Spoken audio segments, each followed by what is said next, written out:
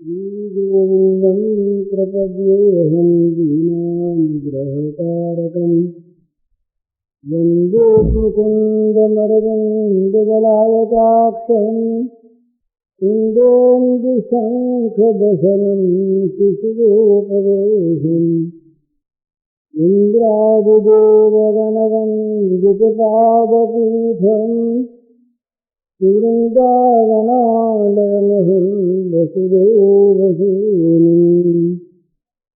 नवजलधरवरणं चम्पकोद्भासितरणं विकसितनलिनाशियं विस्फुरन्मन्दहास्यम् कनकरुचिदुशूलं चारुबर्हावशीलम् कमपि निखिलसारं नवगोपीकुमारम् वंशीविभूषितकरान्नवनीरदाघात् पीताम्बरादुर्निबिम्बफलाधरोष्ठात् पूर्णेन्दुसुन्दरमुखादरविन्दनेत्रात् कृष्णात् परं किमपि तत्त्वमहं न जाने ज्ञानाभ्यासवशीकृतेन मनसा तन्निर्गुणं निष्क्रियम् ज्योतिषिञ्चन योगिनो यदि परम् पश्यन्तु ते अस्माकं तु तदोऽवलोकनचमत्काराय भूयाचिरम् कालिन्दीपुलिनेषु यत् किमपि तन्नीलं नहो भारती दीयरामयसवे जगजानी करो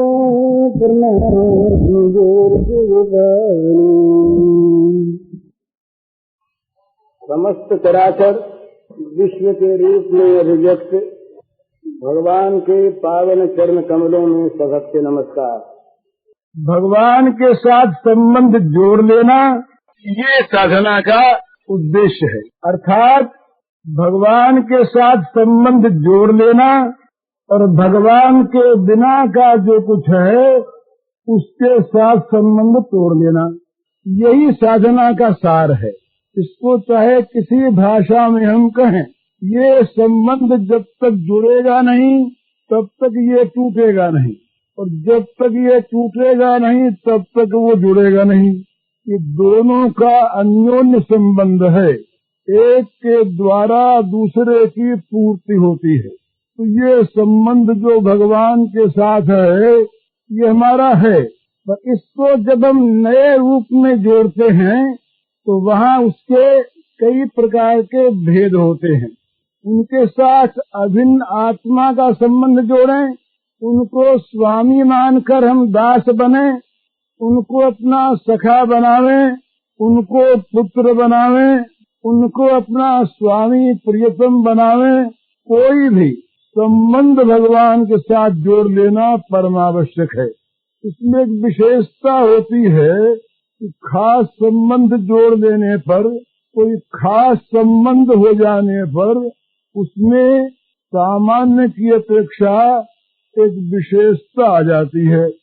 जैसे हमने सुना अभी नंद यशोदा का भगवान के साथ संबंध वात्सल्य भाव को लेकर, वे केवल अपने हृदय में स्नेह को भरे हुए, स्नेहापुत हृदय से, स्नेह से परिपूर्ण हृदय को लेकर अपने श्री भगवान को वो अपना पुत्र मानकर भजते हैं। ये गर्गाचार्य का बहुत आदर किया ना। सदाचार्य की तो बड़ी सुंदर बात है ही, इतनी बढ़िया सीखने की चीज है कि कैसे किसी का आदर करे, बड़े बूढ़े से कैसे बोले, कैसे बैठावे, किस नम्रता से उसके सामने स्वयं बैठे, अपनी किसी प्रकार से भी उच्चता न लाते हुए उसकी उच्चता का प्रकाश करे। सुनी होगी आपने एक बात, इसमें बड़ी सुंदर बात वो एक आई थी। हम जो किसी से कहते हैं ना, ये बहुत सीखने की बात है। हम जो किसी से कहते हैं आपको कोई आवश्यकता है क्या, तो ठीक कहा कि इसमें हम मानते हैं कि ये तो आवश्यकता वाले हैं, अभाव वाले हैं, और हमारे अंदर अभाव की पूर्ति करने की शक्ति है। हम शक्तिमान हैं और ये दीन है। तो किसी को भी किसी भी भाषा में हम दीन कहें तो वो चाहे न बोल सके, वो चाहे इस अवस्था में हो कि उसको बेचारे को अपना दैन छिपाने का अवसर न मिले, परंतु उसके मन पर एक इस प्रकार की ठेस लगती है कि देखो मैं इनसे लेने वाला और ये मुझे देने वाले। इसीलिए जहाँ दया का प्रकरण आता है, जहाँ उपकार करने की बात आती है, वहाँ बड़ी सावधानी की आवश्यकता है।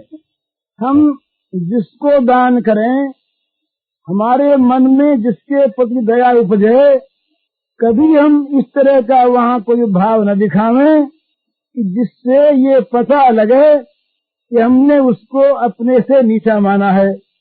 भाई बेचारा आया था, बड़ा अच्छा आदमी, बड़ा दुखी, दया का पात्र है, और हम दया करने वाले हैं। तो दया का जो पात्र है वो हमसे नीचा है, और हम जो दयालु हैं ये उससे ऊंचे हैं। तो वो उपकार का पात्र है और हम उपकार करने वाले हैं। तो जो उपकार का पात्र है वो हमसे नीचा और हम उपकार करने वाले उससे ऊंचे। तो यूं उपकारक बनकर, यूं किसी दीन पर दया करने वाले बनकर कई दफे हम लोगों का चित्त दुखा दिया करते हैं। तो इस प्रकार का भाव करे, दो भाव में एक भाव। या तो उसके लिए जता दे कि भाई तुमको आवश्यकता नहीं है, हमारी बात मानकर तुम उसे स्वीकार कर रहे हो, और या ये जता दे कि तुम्हारा हक तुम ले रहे हो, इसमें हम अगर नहीं देते हैं तो हम बेईमानी करते हैं, देते हैं तुम तुम्हारा हक लेते हो, तुम पर हम कोई एहसान नहीं करते। और ये बड़ी ऊंची बात। गर्गाचार्य से कहा कि महाराज आप तो पूर्ण हो, आपको क्या चाहिए, आप कोई चीज मांगने थोड़ी आए हो। आप लोग तो निकलते हो इसीलिए कि जो बेचारे दीन हम शरीके हैं तो स्वयं देने वाला है। जो हम शरीके दीन हैं, जिनका दीन मन है, उन दीन मन वाले गृहस्थियों पर कृपा करके उनका परम कल्याण करने के लिए आप लोग विचरा करते हैं। ये केवल धन देना, आश्रय देना, पैसा देना, सहायता करना, ये देना नहीं है। कोई हमें ज्ञान दे, कोई हमारे मन की मूर्खता को हर ले, कोई हमें समझाकर हमारे चित्त के विषाद को हर ले, कोई हमें अच्छे मार्ग पर लगा दे, अच्छे रास्ते का हमें दान दे दे, वो क्या कम दानी है। एक बड़े आदमी ने हमसे कहा, एक बार बहुत पैसे वाले आदमी, एक बार बात चली तो उन्होंने अपने मन की बात कही सुंदर। उन्होंने कहा भाई कई बार हमसे ऐसी भूल होती है, लोग कोई आते हमें देने, कई आदमी हमें देने आते हैं, और हमारी बुद्धि इतनी बिगड़ी हुई है कि हम समझते हैं मांगने आए हैं, तो हम उनको लौटा देते हैं कि वो अभी तो समय नहीं है, नहीं मिल सकते, वो लौट जाते हैं। पीछे मालूम होता है कि तो हमें देने आए थे। धनी आदमी कहीं किसी कुमार्ग में पड़े हुए हों, वो कोई बुरा काम करना चाहते हों, उनके चित्त पर अज्ञान का अंधकार आ गया हो, उन्हें कोई प्रकाश देने आवे, उन्हें मार्ग सुझाने आवे, उन्हें कोई अच्छा काम बताने आवे, तो वो देने आता है ना। वो समझते हैं कि रुपया लेने आया है, तो समझ करके उसका तिरस्कार कर देते हैं। तो कहने का मेरा मतलब ये यहाँ पर कि दो बात, एक तो अपने में विनम्रता होनी चाहिए, और ये मालूम नहीं पड़ता कि कौन किस काम के लिए आता है, कौन क्या करने आता है, नहीं पता लगता। न मालूम भगवान आते हैं क्या करने के लिए, ये समझे।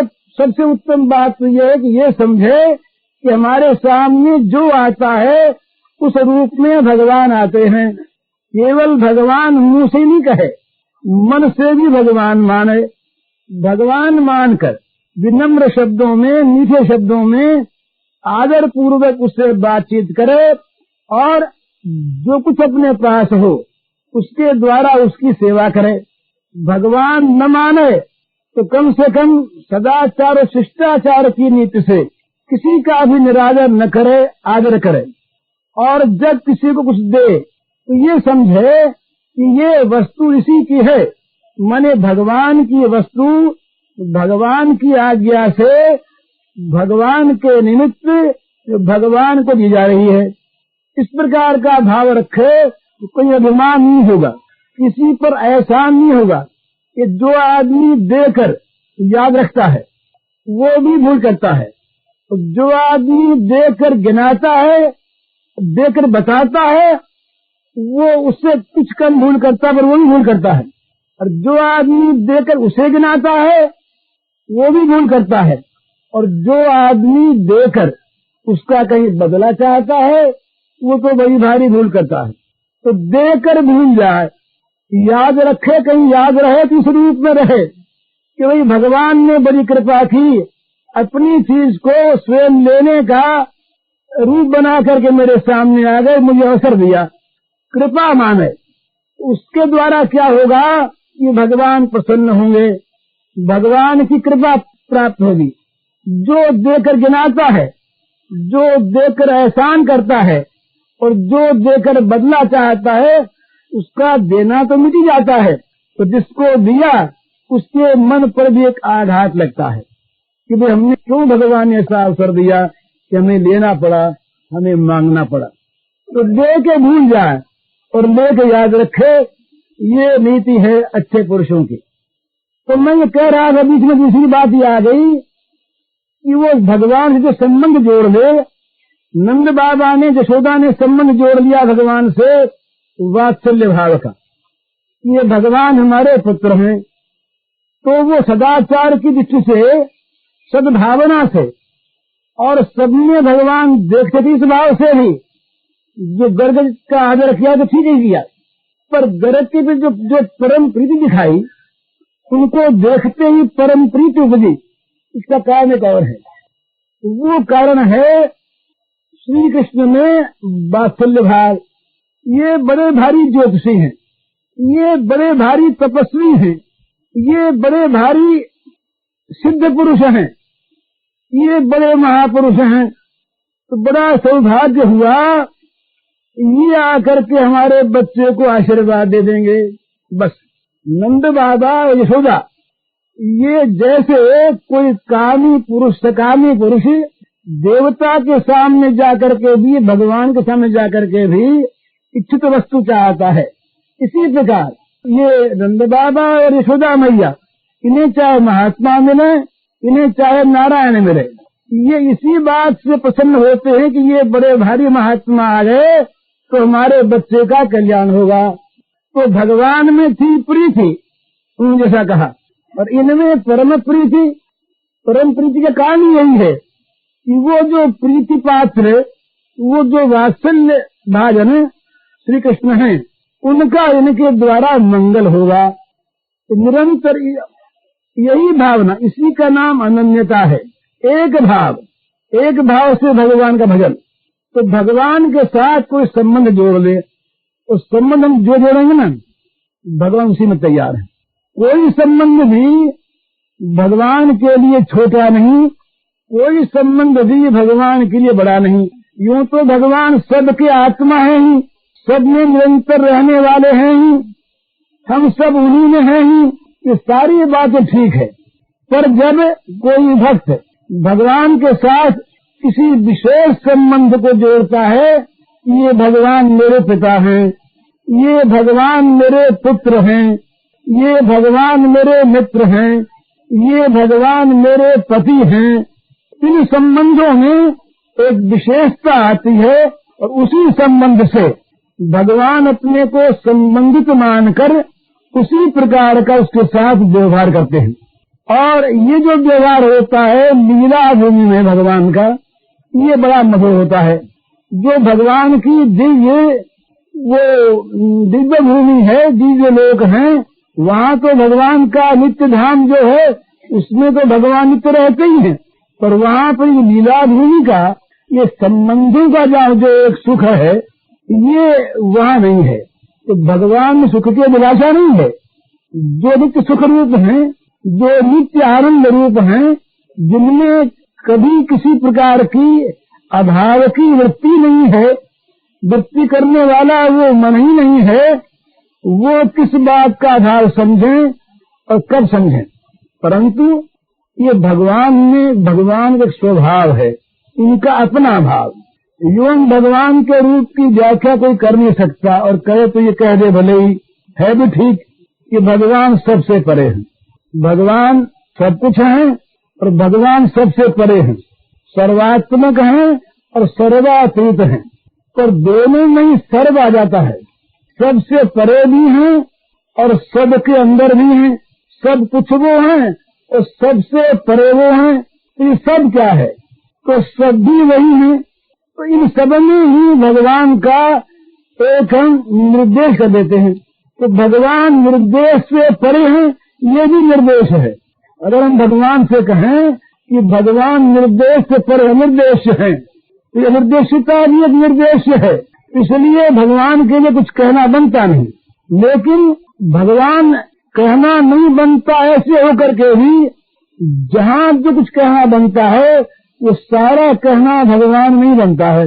भगवान के सिवा कहना जहाँ बने ऐसा कोई भी अन्य स्थल नहीं है, कोई स्थान नहीं है। तो वही भगवान जो सर्वातीत हैं, वही भगवान अपने बनते हैं।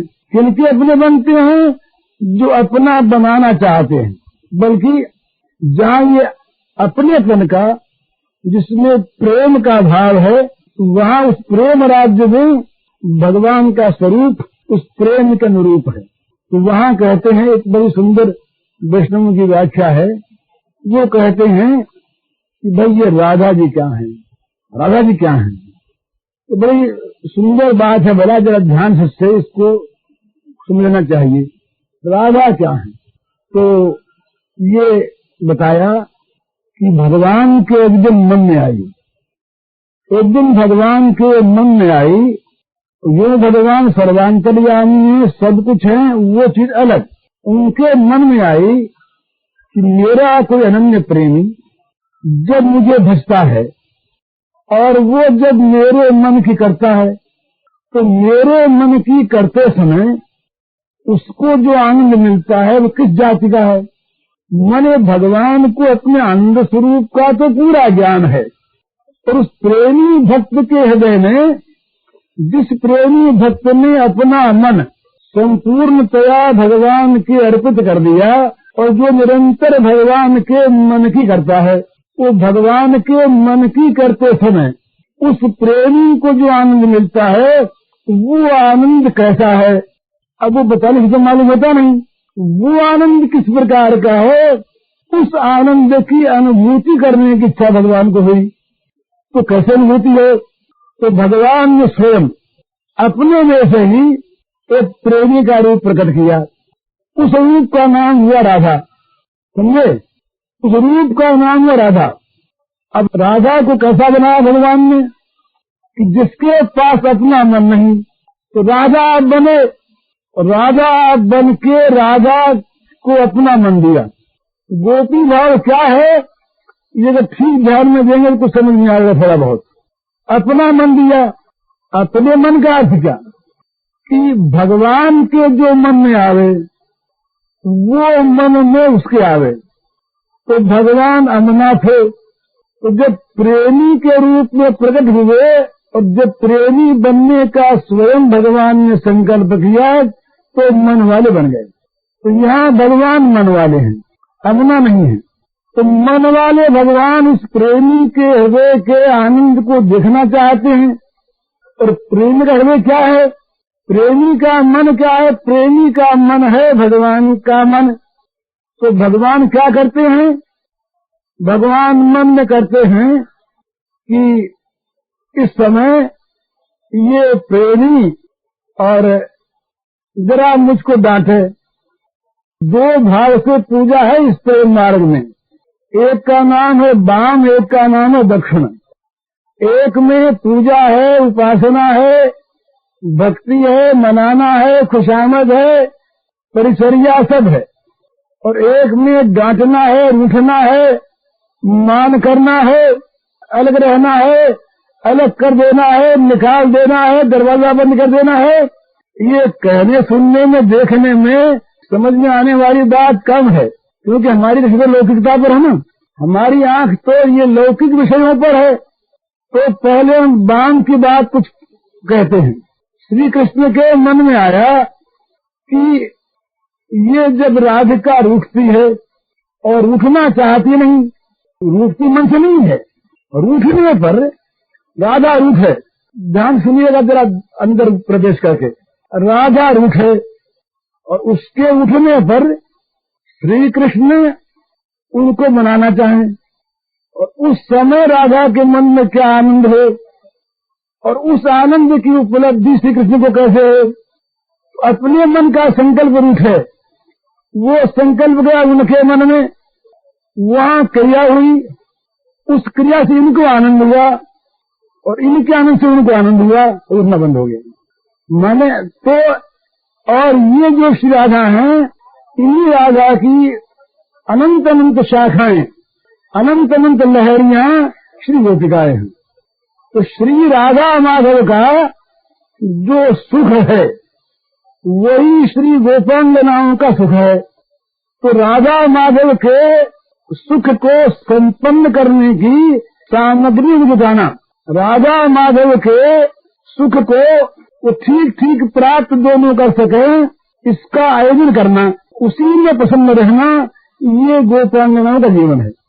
कितना बड़ा निष्काम है, उन्हें और कोई कामना ही नहीं। तो ये क्या चीज है, उस प्रेमी के मन में जो बात आती है वो बात आती है प्रेमास्पद के मन की।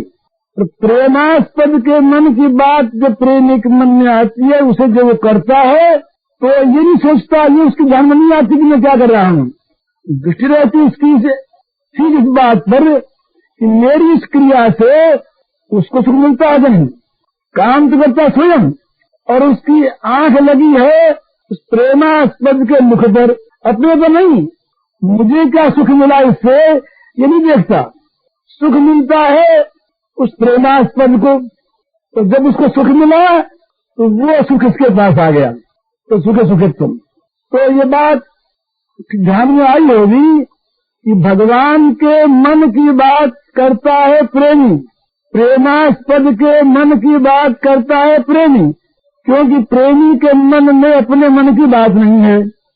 जहाँ तक हमारे मन में अपने मन की बात है वहाँ तक हम प्रेमी नहीं है, कामी हैं। प्रेम का और काम का यही अंतर है। अपने मन की बात जहाँ तक हम अपने प्रेमास्पद से चाहते हैं वहाँ तक हम सकाम हैं, हम कामी हैं। और जब अपने मन की बात कुछ भी नहीं रहती हमारे मन में, केवल प्रेमास्पद के मन की बात ही स्फुरित होती है हमारे मन में, ये कामना पाप है। कामना से बंधन होता है, कामना से जगत में फंसावट होती है, कामना से पाप होते हैं, कामना बुरी चीज है। ये सब बात भी ठीक है, और यूं कामना में बुराई देखकर कामना का त्याग कर देना भी निष्काम भाव है। पर प्रेमी के निष्काम भाव में ये सब हेतु नहीं है। कामना से बंधन होगा, कामना से पाप की उत्पत्ति हो सकती है, कामना हमको जगत में फंसाए रखेगी, कामना होने पर भगवान की प्राप्ति में बाधा होगी। ये सब हेतु प्रेमी के निष्काम भाव में नहीं है।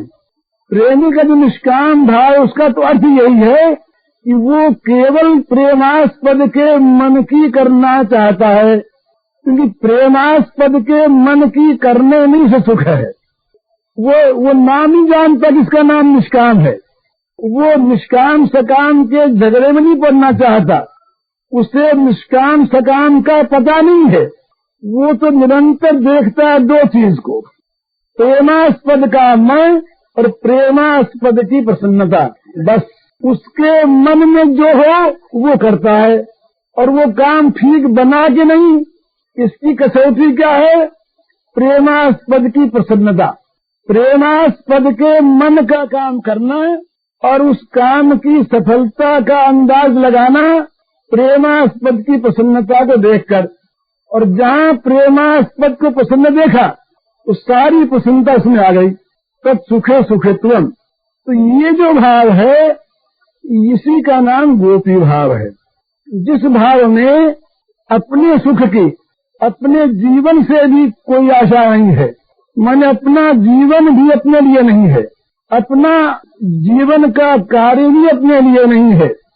जब तब पूजा पाठ की बात तो अलग रही, वे सब तो अपने लिए है ही नहीं, परंतु रोटी खाना, पहनना, सोना, उठना, जागना, ये जितने भी कार्य हैं ये सारे कार्य प्रेमास्पद के लिए, और लिए भी अपने मन से नहीं। अपने मन की हम बात करें और उसके अर्पण करते रहे, ये अर्पण करना है, ये और चीज है। परंतु अपने मन की बात तो उस प्रेमी के मन में रहती नहीं, केवल प्रेमास्पद के मन की बात ही उसके मन में स्फुरित होती है। तो इसीलिए भगवान ने कहा ता मन मनस्काः, मन वो जो श्री गोपांगनाएं हैं वो मेरे मन वाली हैं। भगवान का मन उनका मन बनकर काम करता है। भगवान के प्राणों से उनके प्राण अनुप्राणित हैं, माने उनका जो जीवन है ना, श्वास क्रिया, ये भी भगवान के मन से है। उनको न जीने की शौक है और न उन्हें मरने का डर है। उनको न श्रृंगार से मतलब है और न उनको भोगों से मतलब है। वो प्रेमास्पद प्रियतम अपने मन की बात जो उनके मन में कर देता है, बस उसी से उनको संतोष है, उसी में वो रमण करती हैं। मने गोपांगनाओं का रमण कहाँ है? श्री कृष्ण के मन में। उनकी मति कहाँ है? श्री कृष्ण की मति में। उनके प्राण कहाँ हैं? श्री कृष्ण के प्राण में। वे तद्गत प्राण हैं, तद्गत मना है, तद्गत बुद्धि है। अर्थात ये प्रेम का ये स्वभाव है कि प्रेमास्पद के मन को अपना मन बना देता है। इसीलिए उसको किसी अवस्था की चाह नहीं है और किसी अवस्था की परवाह नहीं है। जहाँ परवाह है वहाँ भी प्रेमी नहीं, और जो चाह है वहाँ भी प्रेमी नहीं। लोग हंसे, लोग मूर्ख बतावें, लोग तारीफ करें, वो न देखता है तारीफ की ओर और न देखता है निंदा की ओर। न लोगों की हंसी का उसे ख्याल है और न लोगों के द्वारा प्रशंसित होने का। उसकी तो वृत्ति, उसका मन एकमात्र निरंतर प्रेमास्पद के मन को देखता है। और देखता क्या है? ये बन जाता ऐसा ही। प्रेमास्पद अपना मन उसके मन में भेज देते हैं। इसे जो स्फुरना होती उसके मन में, तो सारी स्फुरना वही होती है जिससे प्रेमास्पद को सुख मिले। स्वाभाविक इसका कुछ अंश हम संसार में जहाँ पर प्रेम में कुछ विशुद्ध भाव होता है, त्याग हम देखते हैं। माता का प्रेम, पतिव्रता पत्नी का प्रेम, सुहृद मित्र का प्रेम, इनमें किसी अंश में इसकी झलक आती है वहाँ पर जहाँ पर त्याग की विशेषता होती है। और वहाँ तो त्याग पूरा है, माने जगत के भोगों का जो विराग है, ये विराग वहाँ किसी वस्तु में दोष दुख देखकर नहीं होता।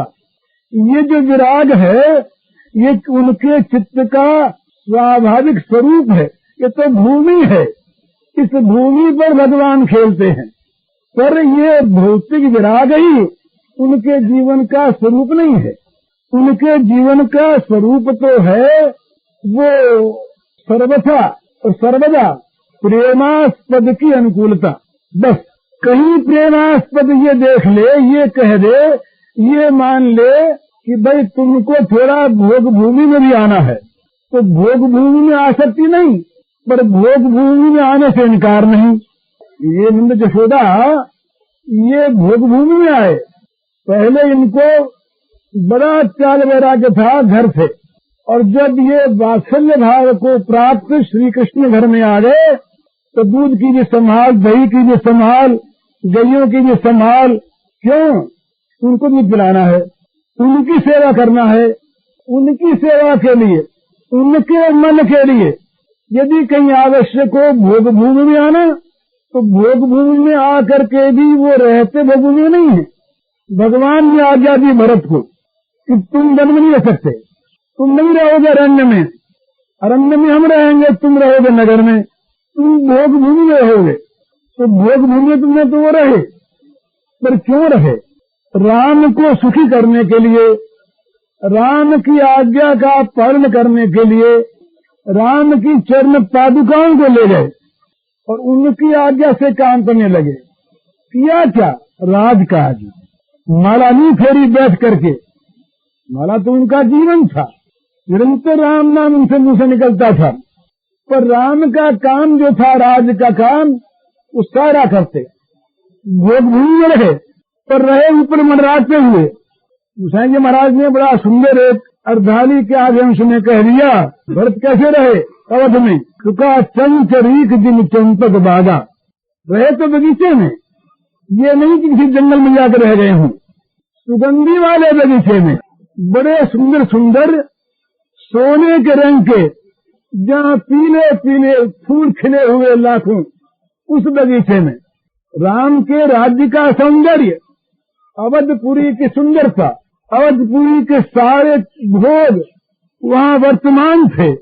उन भोगों में रहे, पर रहे क्यों? राम का मन रखने के लिए। रहे क्यों? राम के सुख के लिए। रहे क्यों? राम की सेवा के लिए। और स्वयं क्या किया? जैसे चंपा के बगीचे में रहने वाला भ्रमर कभी चंपा के पुष्प पर बैठकर उसके रस का पानी करता, ये भ्रमर की एक ऐसी बात मानी गई है कि तमाम फूलों पर बैठता है और रस लेता है, परंतु भ्रमर चंपा पुष्प पर नहीं बैठता। तो जैसे चंपक के बगीचे में भंवरा रहे, इसी प्रकार से अयोध्या की भोग भूमि में ये भगवान भरत रहे। और रहे क्यों? राम के प्रीत्यर्थ। इसी प्रकार जो प्रेमी पुरुष है उसको न भोग से मतलब और न त्याग का आग्रह, वो तो सर्व त्यागी वही हो गया जिस दिन उसने प्रेम को ग्रहण किया। जहाँ प्रेम का स्वीकार करता है प्राणी मनुष्य, वही वो अपने मन को खो देता है।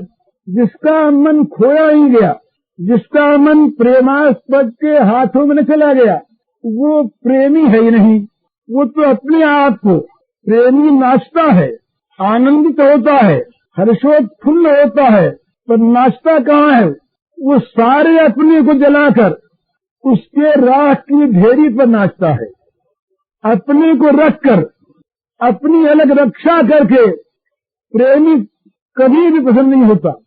जहाँ अपना अलग बना है वहाँ प्रेम कहाँ? वहाँ तो काम है, और वहाँ प्रेमोन्मत्तता कैसी? वहाँ तो कभी नाच होगा अभी तो मतवाले का होगा, शराबी का होगा, प्रेमी का नहीं। तो जो प्रेम का नृत्य है, जिस प्रेम में केवल हर्ष ही हर्ष है, आनंद ही आनंद है, वो तब होता है जब अपने मन की चीज नहीं रहती। तो गोपी भाव का प्रधान अर्थ है कि वो अपना मन वहां नहीं रहता। क्या हो गया? सारे जगत से, जो जगत भगवान से भिन्न था, उससे संबंध विच्छेद हो गया। ये हमारे शरणानंद जी की भाषा है कि भाई 3 काम करो, जगत से संबंध का अत्यंत विच्छेद हो जाए, और जो कामना से बिल्कुल परे की चीज है वो मिले, और समर्पण पूरा हो। तो जितनी वस्तुएं हमारे कामना में आती हैं वो सभी विनाशी आती हैं। हमारे चित्त की वृत्ति में आने वाली जो वस्तुएं हैं वो विनाशी वस्तुएं हैं। तो वो जो परतत्व है परमात्मा, वो कब आता है? कि जब हम जगत से संबंध विच्छेद कर देते हैं। और ये विच्छेद कब होता है? जब हम अपना मन उसे सौंपने के लिए रख देते हैं। तो समर्पण पूरा कब होता है? जब रखे हुए मन को वो लूट ले जाता है। जहां भी मन का समर्पण करने वाला है, वो जहां तक है वहां तक वो बच रहता है। तो ये जो प्रेम समर्पण होता है, ये तो प्रेमी के साथ समर्पण होता है। वो प्रेमी उसकी वस्तु है, उसका चित्त तो उसका है ही नहीं। इस प्रकार से अपने आप का प्रेमास्पद के प्रति पूर्ण रूप से समर्पित हो जाना, ये गोपी प्रेम का स्वरूप है। और इस प्रेम में एक संबंध है। वो संबंध क्या है? कि भगवान हमारे सब कुछ हैं। तो भगवान का ये संबंध हो जाना, ये सारे संबंधों का इसमें उत्कर्ष मानते हैं, परिणति है ये। जब भगवान सब कुछ है, प्रेम की यही पराकाष्ठा है, प्रेम के भाव की नहीं। प्रेम तो एक रस सागर है, वो प्रशांत है। तो ये लहरियां अनेक हैं, तो लहरियों में विभिन्नता रहेगी। वो प्रेम प्रशांत एक रहेगा। प्रेम एक रस है, एक रस प्रेम में ये जो लहरियां उठती हैं, इनके विभिन्न स्तर हैं। पर वो प्रेम जब इस अवधि पर पहुंच जाता है तो महासागर बन जाता है। अब उस महासागर में अनंत अनंत लहरें अनंत अनंत काल तक आती रहती हैं। और यही राधा कृष्ण का नित्य विहार है, हमेशा चलता आया है, चलता रहा है।